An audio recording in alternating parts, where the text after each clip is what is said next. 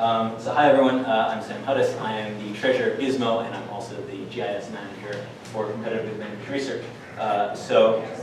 John has covered a lot of what we do, and I think in many ways he segued perfectly into what I want to show off today, which is a bunch of maps, and specifically, first of all, the maps that we were doing. John showed the one for New York, what we call the King of the Hill series. So the King of the Hill series is, here's the first example of it. The King of the Hill maps show for every zip code across the country which presidential candidate raised the most money in that particular area. I happen to really like working with zip codes because there's, I have it here, it's 33,144 of them across the country. So it's a very fine grain, and you get to have very detailed stuff like this. I think actually demonstrating this map here, zoomed all the way out, doesn't even do it justice. The best way to look at these things really is when you output them out of ArcMap in something like 1000 dpi, and then just zoom in and pan across, and it's great fun to look at. The project that we've been doing with this data, especially over the past 6 months as we have been going through the primary season, is, as John said, we've been releasing state by state by state a map of who raised the most money in, by zip code, by state, really with the goal, and we haven't rigorously studied this yet, as John said, I think we definitely want to in the future, but we want to at least get people thinking about, for example, the relationship between donation activity and voter activity. So here's the Republican side. One important caveat, as John said, is that this data is, we're only working with scheduled data right now, which means scheduled and individual donations are required, the campaign is required to schedule them, which is to say to report that donation individually, where it came from, the amount, the person's name, the address, etc., when the donation is $200 or more. Now, if you've heard Bernie Sanders say anything, you've heard him say the number 27, and so for the average donation size to his campaign, and so in fact it is. It's fair to say that one of the shortcomings of this approach is that we don't capture that data because it's currently not atomized at that point. Or atomized. Oh, yeah, you should say. Yeah. We don't have, we can't place individual small donations to where they actually are. So this is the best we can do. So on the Republican side in particular, you can see on the Democratic side, one interesting thing is that there's a bit of a noticeable urban-rural split between Bernie Sanders and Hillary Clinton, where you see Hillary Clinton does very well in the big cities, around SoCal, very much along the Northeast Corridor, and then Bernie Sanders, to the extent that he shows up anywhere, is in a lot more rural places, and I think that is probably mostly just a function of size. So the single largest zip code on here is, in terms of donation size, is 77024 in Houston, Texas. They gave Ted Cruz $1.5 million in one zip code. And so the smallest, I guess that's on the Republican side, and the smallest is also on the Republican side, was just north of Pensacola, Florida, zip code that gave Ben Carson $100, which is small enough that he wasn't even required to itemize it. But he did. Yeah. So on the Republican side, John alluded to this already, that Ben Carson is getting a lot of his money from what we might call non-traditional areas for fundraising. The slogan that we came up with was that Ben Carson cleans up in cow country everywhere. And so you can see his light green all across the map. Ted Cruz also, to a certain extent, does disproportionately well in rural areas. You can certainly see Ted Cruz is a lot bigger in Texas than anywhere else. You can see John Kasich, the same thing with Ohio. You can see that this map is from January, so Jeb Bush was still in the race. You can see that Jeb Bush shows up mostly, again, in urban areas. The other interesting thing is where is Donald on this map? So Donald Trump, in some ways, confounds this entire process because he's quite a non-traditional candidate in terms of fundraising. He was largely self-funding, and so you just don't see a presence in the records or on these maps befitting a frontrunner in a presidential campaign. And in fact, it's interesting later on as we go through the state-by-state maps, we noticed a lot of the times that most of the states he won we colored him blue through all of these maps. He barely even shows up. And in fact, usually you'll see in any given state, especially as Ben Carson drops off, as Jeb Bush drops off, you'll see that geographically, Ted Cruz looks like he's carrying the state. And then in the actual election, you'll see Donald Trump. So we can also have some more fun with this. Even at the national level, we can aggregate Democrats and Republicans, and then just look at what zip codes donated more money to Democrats, what zip codes donated more money to Republicans. And I think when you throw this up here, it looks roughly like the traditional red states, blue states map that you see, where you'll see the Northeast corridor is blue, Chicago is blue, California is blue, and everything in the middle is red for the most part. So that at least lends credence to the theory that the location of donations might have something to do with where votes are coming from. So here's a first case study. This is what Vermont looked like. Vermont was one of the rare places where Bernie shows up a lot more than Hillary. So I will ask you to guess. You look at this map.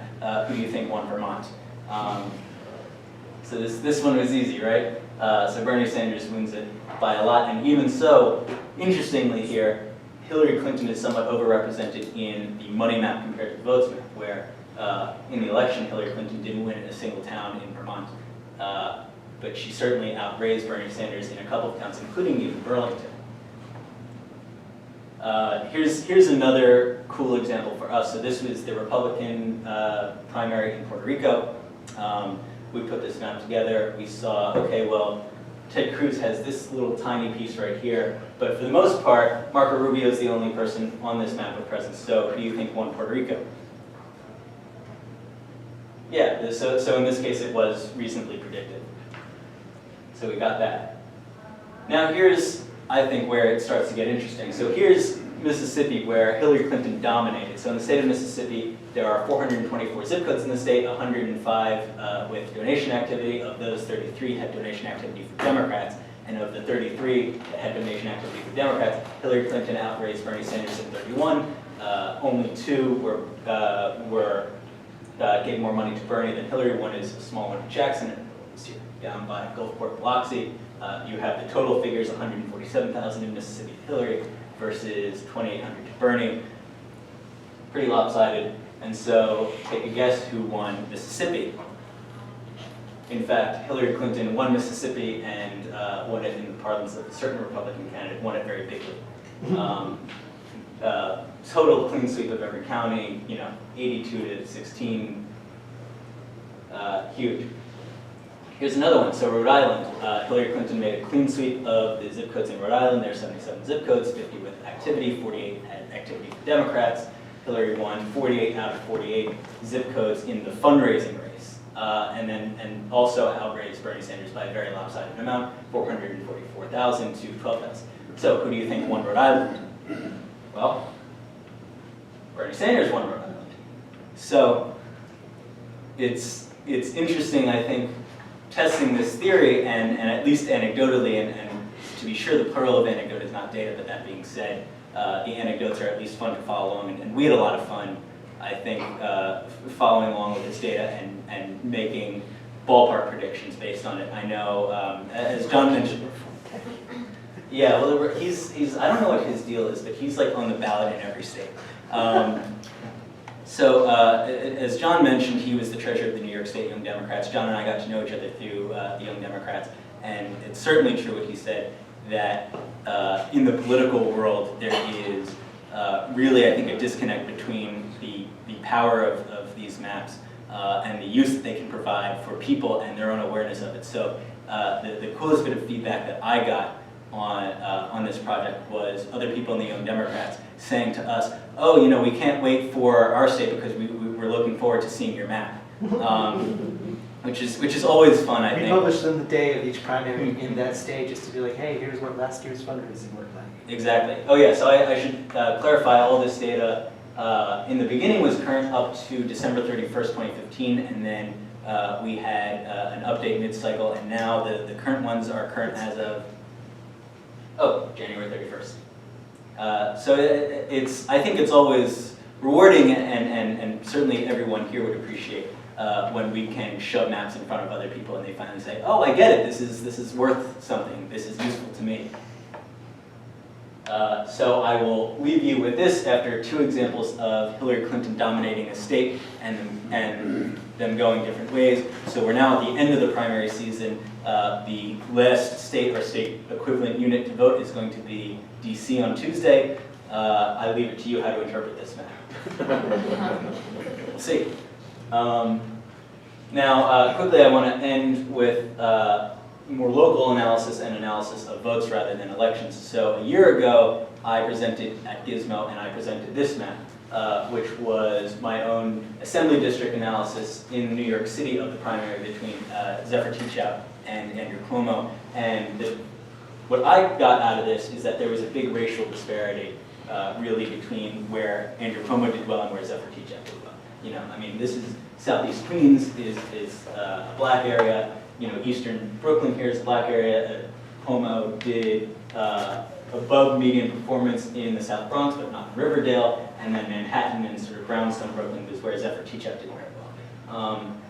And so one of the things that I heard a lot of people talking about after the presidential primary here in April was, first of all, a comparison of Bernie Sanders to Zephyr Teachout in a sense of asking really what is the geography and the makeup of the New York State Democratic electorate? You know, was Bernie powered by the same people that Zephyr Teachout was powered by? And also certainly we've heard a lot about a similar racial disparity in the presidential election, where it's said that Bernie Sanders supporters are more white and that Hillary Clinton does a lot better with people of color. So I wanted to look at that. So here's, first of all, as a refresher, this was the full by assembly district in the city and then by county in the state, the 2014 Democratic primary results between Cuomo and Teachout. So you certainly saw that Teachout did better in upstate. In fact, there was a 5 percentage point difference. You can see in the city that the only places that she outright won were brownstone Brooklyn, you know, the Village, Chelsea, Tribeca, sort of mid-Manhattan. Everyone knows what this line means. And so this was 2014, this was Zephyr Teachout. And then 2016, Bernie Sanders and Hillary Clinton looks like this. And so there were questions asked. Certainly, Sanders and Teachout had the commonality of winning in upstate. Hillary, outside of the New York City metro area, Hillary won only Onondaga with Syracuse, Monroe with Rochester, and Erie County with Buffalo. I should clarify, though, that this previous map, in fact, this is not even directly mapping Zephyr Teachout's performance. This is mapping Andrew Cuomo's performance. And so what I'm really looking to compare is Cuomo's performance with Clinton's performance, and not the reverse, for a very important reason. There were more than two candidates in the 2014 Democratic primary. There was also Randy Credico, who was, I mean, you laugh, and he got about 3% of the vote. But when you're making a comparison, you want to make it apples to apples. And my own interpretation is that Randy Credico was also a protest candidate. There were also write-in votes cast in the gubernatorial election. There were not write-in votes available. You could not write in a candidate in the presidential election because they're tied to certain slates of delegates. So in the 2014 election, what we have up here, I think you're really looking at support for the incumbent Democrat versus protest votes. And that could be Zephyr Teachout, it could be Randy Credico. Maybe you wrote in Vermont Supreme because you were angry at everyone. And so we count all that together when we get to this map here, which is a map of the swing between Andrew Cuomo and Hillary Clinton. So uniformly comparing Clinton to Cuomo, she got across the state 5 percentage points less than Cuomo got in 2014. And what was interesting is that that swing was uniform in both the city and in upstate. So both Cuomo and Clinton did better in New York City than in upstate. They both did better by about the same amount. So you can see here 5 points better in the city than in the state at large in 2014 for the governor. And similarly, 5 percentage points better Hillary Clinton did in New York City compared to the state at large. And so even their swing was uniform both in the 5 boroughs and in the state as a whole. So here you're looking at blue is where Hillary Clinton actually outperformed Zephyr Teachout, and Or outperformed not Cuomo. I'm sorry, yes. Blue is where Hillary Clinton outperformed Andrew Cuomo. Red is where Hillary Clinton did worse than Andrew Cuomo's baseline in 2014. I guess I should also emphasize when you're looking at this map, this is the map from April 19th. This was the presidential election. And here you see in the city, even while they both sort of did well in upstate, and certainly Bernie cleaned up on the other side of Lake Champlain from Vermont, Hillary's map and Bernie's map looks very different from the Teachout-Cuomo map. So this area, which was Teachout's, the only place that she crossed 50%, what you could call bougie Manhattan. This was, in fact, some of Hillary's strongest areas of support in the city. She had, she had very well-to-do Manhattan, and she had the outer boroughs. And then where Bernie Sanders was able to crack 50% was in what Jack Eichenbaum would call the right bank of New York City. The newly gentrified areas, certainly Williamsburg, Astoria, Long Island City, maybe young, inexpensive areas. Well, right. You can interpret that with respect to Bernie Sanders and his coalition however you want. So I thought this was interesting. Certainly, you see that Bernie Sanders outperformed Zephyr Teachout in far upstate in the North Country. Bernie Sanders outperformed Zephyr Teachout in the western region in the Niagara frontier. And so when people compare the two, I would say it's not that simple. And even when you compare their upstate support, I think this makes it clear that upstate did not swing uniformly and did not behave as a single political entity. In particular, Andrew Cuomo was not popular in the Catskills region. I don't know if that was about fracking or what.